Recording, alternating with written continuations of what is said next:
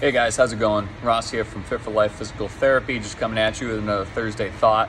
I've recently had a lot of individuals reach out to me about plantar fasciitis, and they're asking if I could give them any self-help techniques. And we have to remember that with plantar fasciitis, and for those of you who don't know, it's pain on the bottom of the foot. Ideally, it's going to be pain right at where the attachment point, patients into the heel, and patients are more so going to have pain first thing in the morning when they stand up, usually within the first 3 to 5 steps, and then it actually starts to improve, and then depending on the amount of physical activity they do throughout the day, could potentially get worse. Now, quite often we use the word plantar fasciitis, which usually means that there's going to be some type of inflammatory response, but that's not necessarily the case. So it's usually what we call now is a fasciosis, so a degradation of tissue over time. Just like we don't necessarily call it Achilles tendonitis, we call it a tendinosis or a tendinopathy, just to infer that there's a tendon problem. But quite often individuals really go about overlooking some of the more common risk factors that are associated with plantar fasciitis. And really the two big ones that we want to look at are going to be how tight are your ankles and how tight are your calf muscles, and they go hand in hand.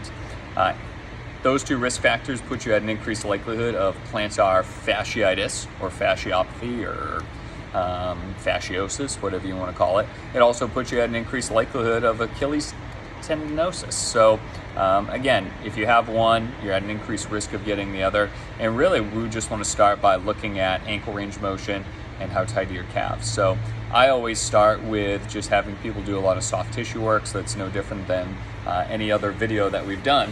And really, it's going to be as simple as just getting a lacrosse ball. So let me move this a little more.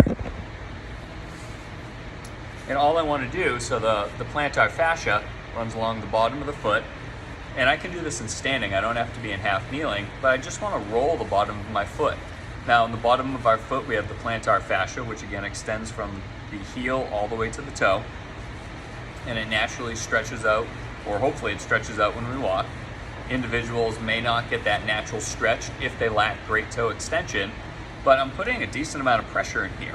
If we think about the number of reps that we put into our feet, the number of foot contacts, we got to think of how much compression is going through our foot all day long, and that repetitive stress is actually going to cause scar tissue over time, and that's going to decrease the shock absorption in our foot.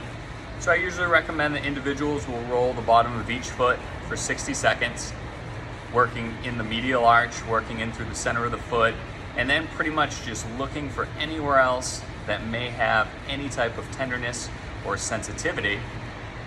And then you could actually go into some ankle mobilizations from here. So I like being more in kind of a hip flexor stretch position, but now I'm going to lean onto my leg and just kind of force myself into dorsiflexion. I could also just do more of a standard calf stretch, somewhere to loosen it up, and then you can't really see that from there. So again, there's really the loosening aspect of it, which is from the ball, and then I'm going to lengthen it up to follow.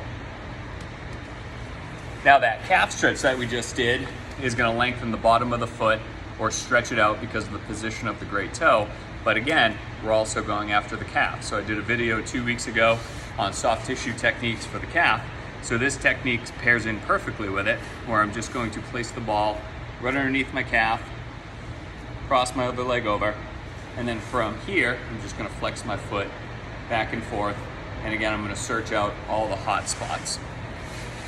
So really all we need, maybe 2 minutes, maybe up to 5 minutes a couple times a day of digging through the tissue, get it to loosen up. Again, improving our muscle pliability, our shock absorption. You know, there could be some biomechanical faults. People could go out and buy new shoes. I'm not worried about footwear or foot types. All I'm worried about is repetitive stress and how we actually go about offsetting that repetitive stress. Again, recovery is a large portion of what we do, and if you're just pounding the pavement every single day, then all you're doing is just adding compression to the body. So really what we need to pay attention to is decompressing the body. So again, just some simple techniques that you can do to help with your plantar fasciitis. Give it a whirl. If you have any questions, just let me know. Thanks.